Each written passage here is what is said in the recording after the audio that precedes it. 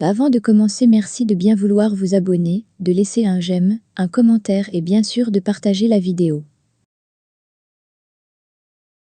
Angèle est de retour à son appartement et trouve Jimmy au salon, qui lui dit qu'il s'inquiétait déjà.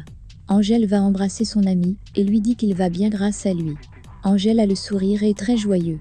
Jimmy lui demande ce qu'il se passe, il demande à son ami s'il était dans un bar boire. Angèle tout excitée lui dit que ce qu'il lui a dit au sujet de Manuela l'a beaucoup fait réfléchir et qu'il est allé la voir pour jouer cartes sur table. Jimmy lui demande alors si ça s'est bien passé. Angèle amusée lui demande s'il a la tête d'un perdant présentement lorsqu'il lui parle. Il dit à Jimmy que Manuela lui a dit qu'elle l'aime et que depuis qu'elle l'a revue, elle n'avait qu'une seule envie, c'est d'être dans ses bras. Il lui raconte ce qu'il a ressenti en l'embrassant. Jimmy est tout content pour lui et lui dit qu'il sait exactement ce qu'il ressent. Topo est toujours à la taverne avec Lola. Cette dernière se décide alors à lui dire ce qu'elle veut. Lola dit à Topo que son rêve est de devenir actrice et qu'elle a tout pour l'être. Lola ajoute qu'elle aura juste besoin d'une bonne somme d'argent pour déménager à Los Angeles, s'installer et trouver un manager, et ensuite il viendra la rejoindre. Topo change de mine en entendant ça, mais cette dernière apparemment ne le remarque pas. Topo lui demande alors de combien d'argent elle aurait besoin. Elle lui répond 20 à 30 000 $. Topo lui fait donc remarquer que vu qu'ils ont parlé de se marier, il ne trouve pas cela acceptable, qu'ils vivent dans des villes différentes. Lola essaie donc la séduction pour qu'il accepte, quand soudain Topo lui parle de ce qui s'est passé avec son père, il la traite d'allumeuse. Elle veut éviter le sujet en prétextant qu'elle doit aller danser. Topo lui dit alors de s'en aller danser, mais qu'elle sache qu'entre eux c'est fini. Lola dit alors à Topo qu'il est comme tous les autres hommes, un perdant et rien de plus. Il lui répond que ses plans ne marcheront pas avec lui et qu'elle peut aller chercher un autre à qui mettre le grappin dessus. Lola lui répond qu'elle peut trouver mieux que lui et s'en va furieux. Topo reste un moment et s'en va à son tour. En sortant, il voit une voiture se garer, il se cache pour voir de qui il s'agit. C'est Carmelo qui descend de la voiture avec un sac sous la main. Angèle est en train de peindre un tableau. Il faut dire que, depuis qu'il s'est réconcilié avec Manuela, il est très inspiré. Il pense à son baiser avec Manuela, et il faut croire que ça lui donne de l'inspiration pour peindre. Jimmy le surprend à faire son tableau avec le sourire, mais ne le dérange pas. De l'autre côté, à l'appartement de Virginia, elle tient une photo de son mariage avec Jimmy. Elle est nostalgique. Manuela quand elle est sur un petit nuage. Au bureau de Léon. Carmelo et Léon sont très contents, ils prennent un verre pour fêter leur coup de chance.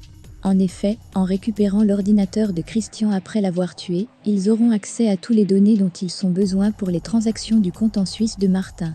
Léon et Carmelo trinquent à la mort de Christian. À la maison de Gracila, des agents demandent si Monsieur Christian vit dans cette maison. Elle leur dit qu'il ne vit plus ici depuis un moment. L'un des agents lui demande alors quand est-ce elle l'a vu pour la dernière fois. Gracila leur répond il y a quelques jours. Elle leur dit que son fils n'était pas vraiment lui-même ces derniers jours, par conséquent s'il a fait quelque chose, il faut le comprendre, car il traverse une mauvaise passe. Gracila le dit sans penser un seul instant à la nouvelle qui l'attend. L'agent lui dit alors que tout s'explique, il lui dit que la criminelle inspecte toujours la voiture, et sur les papiers qu'ils ont trouvés, c'est cette adresse qui est mentionnée. Gracila ne comprend pas pourquoi, il lui parle de la criminelle. L'agent lui annonce donc qu'ils ont retrouvé le corps de Christian et qu'il s'est suicidé. Gracila est sous le choc.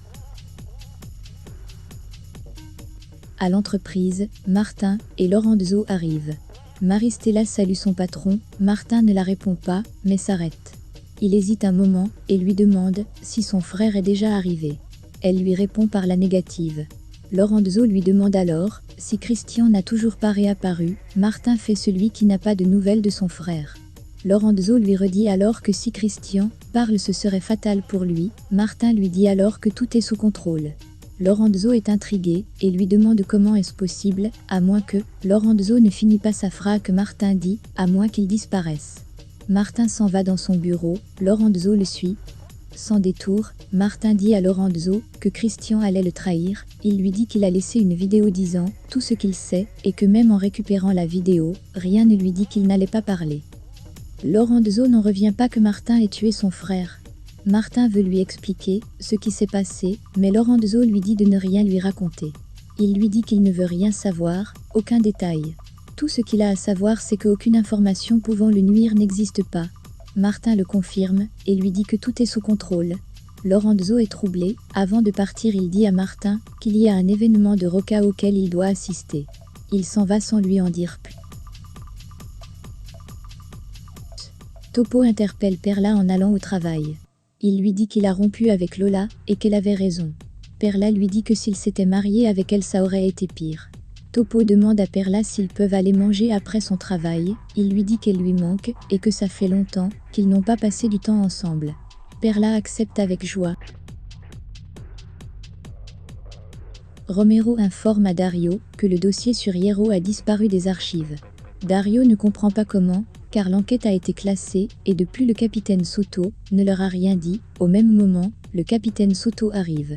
Dario demande donc à Soto s'il n'y a pas une autre enquête, car celle dont ils ont la charge est bientôt terminée. Le capitaine Soto lui dit alors qu'il y a toujours des affaires, et l'invite à le suivre dans son bureau.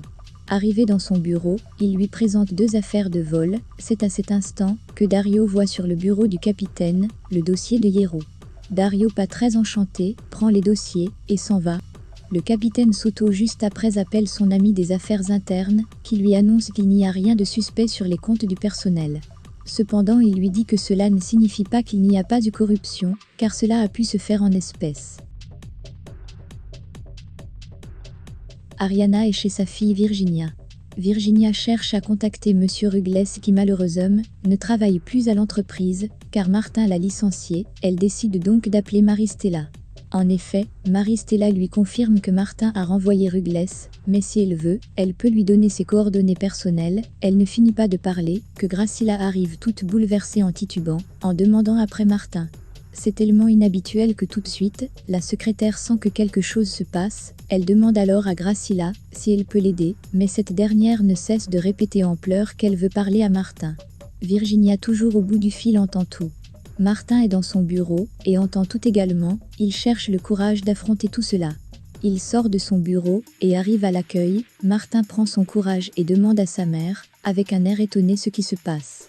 Graciela lui demande de lui expliquer comment est-ce possible. Martin lui demande de lui dire ce qui se passe. Graciela lui dit alors en pleurs, que la police vient de lui annoncer la mort de Christian. Elle lui dit que Christian s'est suicidé. Martin est sous le choc, il n'en revient pas, et dit à sa mère que c'est pas possible que son unique frère se soit suicidé. Il faut dire que Martin est un très bon acteur. Graciela se met donc à lui crier qu'il le savait. Martin fait celui qui ne sait pas de quoi elle parle. Il essaie de consoler sa mère. Après avoir envoyé tout le monde au travail, il emmène sa mère dans son bureau. À l'autre bout du fil, Virginia a tout entendu. Lorsque Maristella reprend le téléphone, Virginia lui demande ce qui se passe. Elle lui annonce que Christian s'est suicidé selon ce que Graciela vient de dire, et qu'elle n'en sait pas plus. Virginia raccroche et informe à sa mère de la nouvelle. Elle n'en revient pas. Virginia lui dit que Martin en sait quelque chose. Ariana n'y croit pas, car c'était quand même son frère, mais Virginia lui fait remarquer que Christian allait témoigner contre lui, et sûrement qu'il l'a découvert. Virginia est triste pour Horacio. Ariana veut appeler Manuela pour lui informer, mais Virginia lui dit qu'il est mieux qu'elle le fasse en personne. Elle décide donc d'aller au cabinet.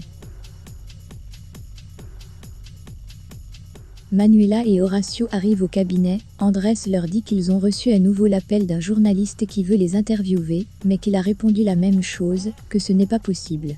Il dit à Manuela qu'elle a reçu un cadeau de Salvador Dominguez. Elle s'empresse d'aller l'ouvrir. Il s'agit d'un message sous forme de dessin. C'est un rendez-vous dans un hôtel à 12 heures. Elle se précipite à s'en aller, car il est presque 12 heures. Manuela est toute heureuse. Horacio lui dit en souriant qu'elle ne doit pas revenir au cabinet de la journée. Elle lui répond amusée qu'elle n'en avait même pas l'intention. Pendant ce temps, dans le bureau de Martin, Graciela ne croit pas un seul instant que Martin soit innocent. Elle lui demande de lui dire la vérité pour une fois. Martin lui avoue qu'il était bien à son hôtel, mais qu'il ne lui a rien fait. Il dit à sa mère qu'ils ont juste parlé. Martin dit tout cela sans avoir le courage de regarder sa mère en face. Graciela lui demande alors ce qu'il a bien pu lui dire pour qu'il pose cet acte. Martin lui dit qu'ils ont juste parlé, rien d'autre. Il essaie même de rejeter la faute sur sa mère. Graciela en a marre et veut s'en aller, mais Martin lui demande de se calmer et d'attendre que la secrétaire lui dise que le taxi est arrivé. Gracila est hystérique et lui dit de ne pas lui demander de se calmer, car il n'a pas une idée de ce qu'elle ressent.